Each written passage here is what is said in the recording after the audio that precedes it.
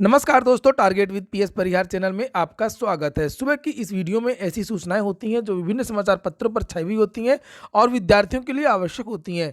तो आइए शुरू करते हैं और देख लेते हैं कि आज के समाचार पत्रों में ऐसी कौन-कौन सी सूचनाएं हैं। तो वीडियो को जल्दी से लाइक कर दें, शेयर कर दें और जिन छात्रों ने चैनल को अभी भी सब्सक्राइब ना किया हो तो जल्दी से सब्सक्राइब कर लें ताकि आप लोगों को भी इसी प्रकार की ऑथेंटिक अपडेट सबसे पहले मिलती रहे। आगे बढ़ने से पहले एक और सूचना उन विद्यार्थियों के लिए जो विद्यार्थी पुलिस कांस्टेबल भर्ती की तैयारी कर रहे हैं। वे सभी अभ्यर्थी चक्षु प्रकाशन की इस बेस्ट बुक को ले सकते हैं। सभी कापी किताबों की दुकानों में आपको चक्षु प्रकाशन की पुस्तकें मिल जाएंगी और अगर आप लोग ऑनलाइन मंगवाना चाहते हैं तो उसकी भी लिंक मैंने डिस्क्रिप्शन बॉक्स में दे दी है। वैसे यहाँ पर आप लोग देख सकते हैं इस पुस्तक में 3000 से ज़्यादा बहुविकल्पीय प्रश्न दिए हुए हैं जो परीक्षा में पूछे भी जा सकते हैं या उत्तर प्रदेश पुलिस भर्ती एवं प्रोन्नत बोर्ड का जो भी सिलेबस है उसी के हिसाब से ये पुस्तक जो है तैयार की गई है। और इस पुस्तक में आपको 5 साल पेपर भी देखने को मिलेंगे जो परीक्षा 2019 और 2018 में हुई थी। एक बात और बता दूं कि पुलिस कांस्टेबल भर्ती की बहुत सारी जो पुस्तकें हैं वो चक्षु प्रकाशन की आती हैं, चाहे वो संपूर्ण गाइड हो जिसे आप लोग यहाँ पर देख सकते हैं और चाहे वो केवल और केवल प्रैक्टिस सेट या सॉल्व पेपर हो। ये सभी पुस्तकें सभी कापी किताबों की दुकानों में मिलती हैं और अगर आप लोग ऑनलाइन ही मंगवाना चाहते हैं तो उसकी लिंक मैंने डिस्क्रिप्शन बॉक्स में दे दी है। चलिए शुरू करते हैं आज की सूचनाओं को। जैसे कि यहाँ पर लिखा है यूपी में अगले 2 हफ्ते पीक पर होगा कोरोना। लिखा है उत्तर प्रदेश में अगले 2 महीने बेहद सावधानी के हैं। कोरोना की तीसरी लहर प्रदेश में शीर्ष पर होगी और यूपी में 19 जनवरी से 3 फरवरी के बीच में कोरोना की तीसरी लहर सर्वोच्च संक्रामकता के साथ में चलेगी। बिहार में 18 जनवरी और हरियाणा में 20 जनवरी तीसरी लहर का पीक होगा। दिल्ली में तीसरी लहर पीक पर है। दिल्ली को 28 जनवरी से राहत मिल जाएगी। यह लहर बहुत घातक नहीं है और यहाँ पर एक ग्राफ के माध्यम से ये बताया भी गया है कि किस राज्य में कब कोरोना पीक पर जाएगा, जिसे आप लोग यहाँ पर देख सकते हैं। और हालांकि इस बार राहत की बात यह है कि जो भी केस आ रहे हैं ज्यादातर जो मरीज हैं वो होम आइसोलेशन में हैं। जैसे यहाँ पर लिखा कि देश में 4 लाख केस रोज आ सकते हैं। देश में वैक्सीनेशन से इस तरह से ज़्यादा परेशानियां नहीं है। अधिकतर संक्रमित होम आइसोलेशन से ठीक हो रहे हैं। यूपी में संक्रमण दर तेजी से फैला लेकिन हॉस्पिटलाइजेशन काफ़ी कम है। यूपी में 1% से भी कम संक्रमितों को अस्पताल की जरूरत पड़ रही है। पीक के दौरान देश में 4 लाख केस प्रतिदिन आने की संभावना है। वहीं पर लिखा हुआ कि देश में 2,58,089 संक्रमित मिले 24 घंटे में। ये आज का डाटा है। देश में दूसरी बार संक्रमण दर 20% और 12 से 14 वर्ष के बच्चों का टीकाकरण मार्च से होगा। चलिए खबर की शुरुआत करते हैं यूपी टीटी से। लिखा है कि टीईटी के लिए हर केंद्र पर बनेगी कोविड हेल्प डेस्क। कल बहुत सारे दिशा निर्देश सीएम ऑफिस की तरफ से जारी किए गए हैं और ये निश्चित कर दिया गया है कि जो टीटी की जो परीक्षा है वो 23 जनवरी को होगी। बहुत सारे विद्यार्थी छात्र संगठन ये मांग कर रहे हैं कि यूपी टीटी की जो परीक्षा है वो अब स्थगित कर दिया जाए।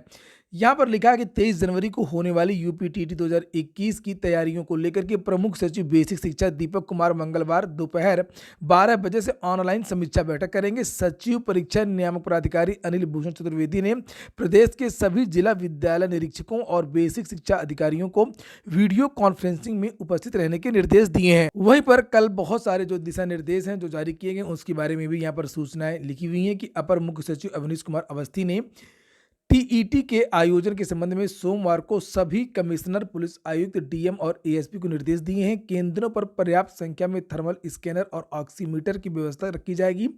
प्रत्येक परीक्षा कक्ष में हैंड सैनिटाइजर रखे जाएंगे। कुछ अतिरिक्त सर्जिकल मास्क भी रखे जाएंगे। वहीं मुख्यमंत्री ने भी निर्देश दिए हैं कि टीईटी के लिए दागी परीक्षा केंद्र न बनाए जाएं और सीएम ने ये भी कहा है कि यूपी टीईटी के लिए सभी विभाग मिलकर काम करें और पुख्ता इंतजाम करें। अगली सूचना है एडेड जूनियर हाई स्कूल भर्ती की। लिखा है यूपी टीईटी की आंच में झुलसी जूनियर हाई स्कूल शिक्षक भर्ती का परिणाम तो आ चुका है लेकिन किसी को कुछ भी नहीं पता है कि आखिरकार अब ये जो प्रक्रिया वो आगे क्यों नहीं बढ़ रही है। कभी ये बताया गया कि इसमें आरक्षण का पेच है, कभी ये बताया गया कि इसमें सब्जेक्ट वाला पेच है कि सब्जेक्ट आधार पर रिक्तियां निकाली जाए या किस तरीके से निकाली जाए। तो कभी ये बताया गया कि जो संजय उपाध्याय जेल में बंद है टीटी पेपर लीक वाले प्रकरण में उनके पास कुछ चाबियां हैं अलमारी की या कुछ और भी समस्याएं हैं।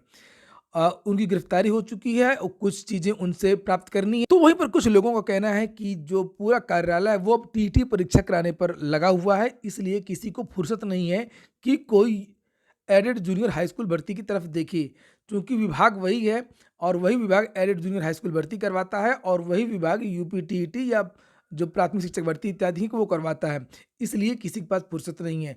यहाँ पर लिखा कि यूपी टीईटी की आंच में झुलसी जूनियर हाई स्कूल शिक्षक भर्ती, रद्द हुई शिक्षक पात्रता परीक्षा 23 जनवरी को कराने में पीएनपी व्यस्त है। परीक्षा तिथि घोषित करके सरकार चुनावी मोड में, शिक्षक भर्ती पिछड़ी। तो बहुत सारी भर्तियां हैं वो पूरी की पूरी लटक गई हैं, चाहे वो प्राथमिक शिक्षक भर्ती हो वो तो लटक ही गई है, जिसके बारे में सरकार ने घोषणा की थी 17,000 भर्ती हम करेंगे।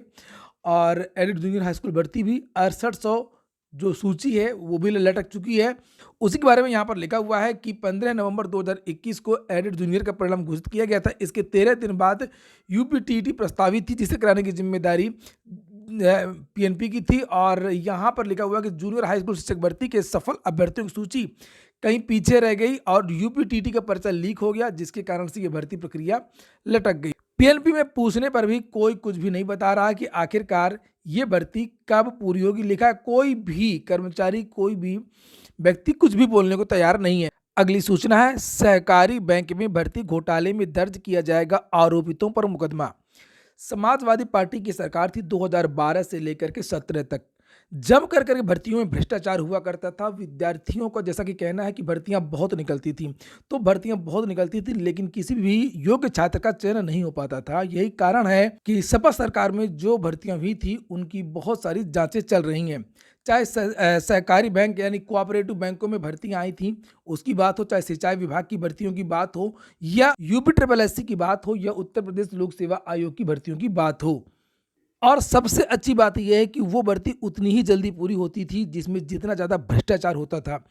लिखा है कि सहकारी बैंक में भर्ती घोटाले में दर्ज किया जाएगा आरोपितों पर मुकदमा। और नीचे लिखा है कि 1 अप्रैल 2012 से लेकर के 31 मार्च 2017 के बीच में जिला सहकारी बैंकों में हुई भर्तियों में गड़बड़ी की अंतिम जांच पूरी हो गई है। विशेष अनुसंधान दल एसआईटी के पुलिस उप महानिरीक्षक की जांच में पता चला है कि भर्ती किए गए 2324 लोगों में से 90% की ऑप्टिकल मार्क रिकग्निशन, इसके बारे में मैंने कल बताया था। कल मैंने एक वीडियो बनाया था और आप लोगों को बताया था कि जो ओएमआर है, जो अंदर से जो काला करवा देते हैं, उसके लिए 5वां विकल्प रखा जाए और विद्यार्थियों के लिए वो अनिवार्य हो। ऐसा इसलिए किया जाए कि बहुत सारी जो भ्रष्टाचार है वो अंदर से होता है, विभाग से होता है, ओएमआर को भर दिया जाता है पैसे लेकर के, और यह काम अभी भी होता है और पहले की सरकार में ज़्यादा होता था। समाजवादी पार्टी की जो सरकार थी उसमें ये ज़्यादा होता था, इसीलिए जो यूपी ट्रिपल एससी का जो कट ऑफ है वो बहुत ज़्यादा चला गया था। जो चीज़ें आप लोगों को वीडियो भर्ती में देखने को मिली थी और बहुत सारी गंदगी थी यूपी ट्रिपल एससी में। यहाँ पर देखिए लिखा है कि 2324 लोगों में से 90% की ओएमआर जो सीट में छेड़खानी की गई थी समाजवादी पार्टी की सरकार में। तो बहुत सारी भर्तियाँ निकली थी। ये एक थी शाखा प्रबंधक की, सहायक शाखा प्रबंधक की, सचिव की भर्तियां निकली थी कोऑपरेटिव बैंकों से।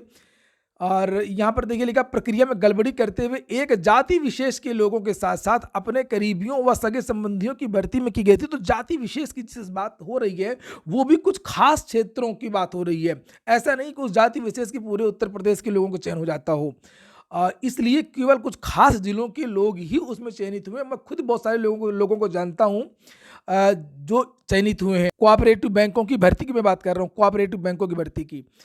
और अपने करीबियों व सगे संबंधियों की भर्ती की गई थी। अपर आयुक्त व अपर निबंधक बैंकिंग सहकारिता उत्तर प्रदेश RK कुलश्रेष्ठ ने 12 जनवरी को एक आदेश जारी कर कार्रवाई के लिए कहा गया था। इसमें कहा गया है कि संबंधित जिला सहकारी बैंकों के सचिव तुरंत कार्रवाई कर शासन को जानकारी दें। अब आरोपितों के खिलाफ मुकदमा दर्ज किया जा सकता है। जिस समय तो भर्तियां के बारे में बहुत सारी चीज़ें लिखी हैं। जिस समय भर्ती में गड़बड़ी हुई उस समय प्रदेश में समाजवादी पार्टी की सरकार थी। जांच रिपोर्ट के मुताबिक उत्तर प्रदेश सहकारी संस्थागत सेवा मंडल के तत्कालीन अध्यक्ष रामजतन यादव, तो ये देखिए यहाँ पर लिखा है एक और विभाग का पता चल गया लोगों को कि यहाँ के भी जो अध्यक्ष हैं वो रामजतन यादव थे। तो यहाँ पर देखिए जाति की बात तो होगी, चूंकि इतना ज़्यादा हर विभाग की चाहे आप लोक सेवा आयोग की बात कर लें, चाहे आप उच्चतर शिक्षा सेवा चयन आयोग की बात कर लें, चाहे माध्यमिक शिक्षा सेवा चयन बोर्ड की बात कर लें, चाहे यूपी ट्रिपल एससी की बात कर लें, इन सभी में जाति विशेष के लोगों को रखा गया था। चाहे वो राजकिशोर यादव हो, रामगोपाल यादव हो, अनिल यादव हो, अनिरुद्ध यादव हो, और चाहे वो रामजतन यादव ये सहकारी सेवा मंडल वाले हों। और केवल ऐसा ही नहीं है, और यहाँ पर देखिए लिखा भी है कि अखिलेश यादव ने अध्यक्ष बनाया सेवा मंडल का रामजतन यादव को, और रामजतन यादव ने राम प्रवेश यादव की कंप्यूटर एजेंसी को ठेका दिया। उसके बाद में फिर इस तरीके से जाति विशेष के लोगों को चयनित किया गया। तो कहने का मतलब ये है कि समाजवादी पार्टी की सरकार से भी आप बहुत ज्यादा उम्मीद मत रखिए। मैं अपने चैनल से चाहे वो वर्तमान सरकार हो उसको भी टारगेट करता हूं, चाहे वो पुरानी सरकार हो उसको भी टारगेट करता हूं। छात्रों के साथ जिसने भी गलत किया है या छात्रों के साथ जो भी गलत करेगा, मैं वो आवाज अपने चैनल के माध्यम से उठाऊंगा, और मैं किसी भी ट्रोलर को डरने वाला नहीं हूं। योगी सरकार जब गलत करती है तो योगी सरकार के खिलाफ भी खुल करके बोलता हूं। बहुत सारे धरने प्रदर्शन में मैं खुद गया हूं, मैं खुद करवाता हूं, लेकिन जो विपक्ष है, विपक्ष की भी बातें मैंने खूब रखी हैं और रखूंगा।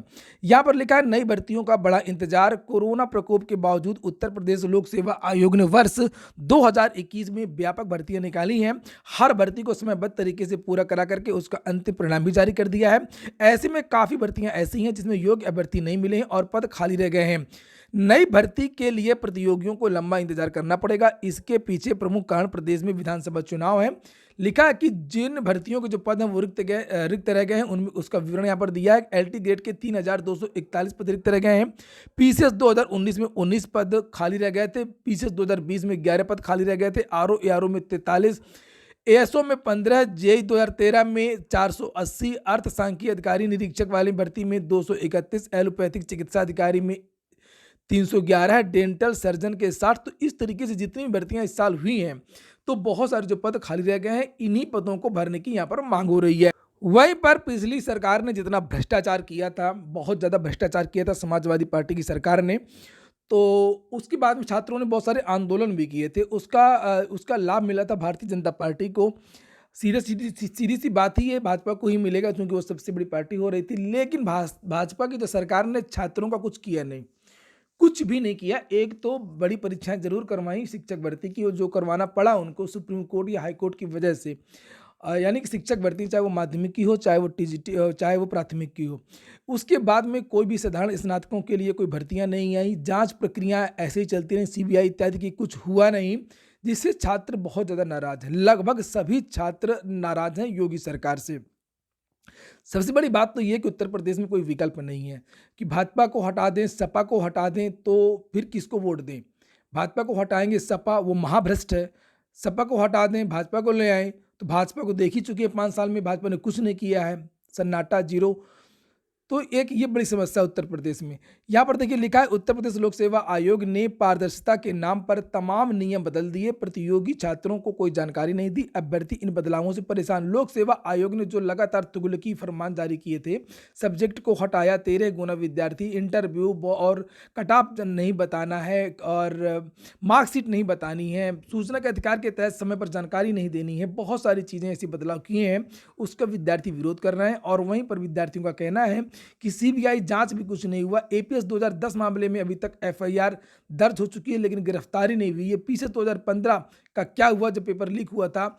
यहाँ पर लिखा हुआ है कि प्रतियोगी जो आज हैं गंगा तट पर मुंडन, ये देखिए लिखा 20 जनवरी को, आज नहीं 20 जनवरी को प्रतियोगी छात्र गंगा तट पर अपना मुंडन करा करके सत्ता पक्ष का पिंडदान करेंगे। समिति के मीडिया प्रभारी प्रशांत पांडे का कहना है कि भर्तियों में भ्रष्टाचार और बेरोजगारी के कारण छात्र आए दिन आत्महत्या कर रहे हैं। बात बिल्कुल सही है, क्योंकि प्रयागराज में ही मैं बता चुका हूं कि लगभग 50 लोग आत्महत्या कर रहे हैं, 50 छात्र आत्महत्या कर चुके हैं भर्तियों की लेट लतीफी की वजह से। अंतिम सूचना UPSSC की। लिखा, उत्तर प्रदेश अधीनस्थ सेवा चयन आयोग की ओर से निकाली गई अनुदेशक की 2504 भर्ती के लिए आवेदन की प्रक्रिया आज 18 जनवरी से शुरू हो जाएगी। आवेदन करने की अंतिम तिथि 8 फरवरी और आवेदन में संशोधन की 15 फरवरी लास्ट डेट है। आवेदन के लिए प्रारंभिक अर्हता परीक्षा PET में शामिल होने वाले छात्र ही इसमें बैठ पाएंगे, और ये भर्ती है ITI अनुदेशक की।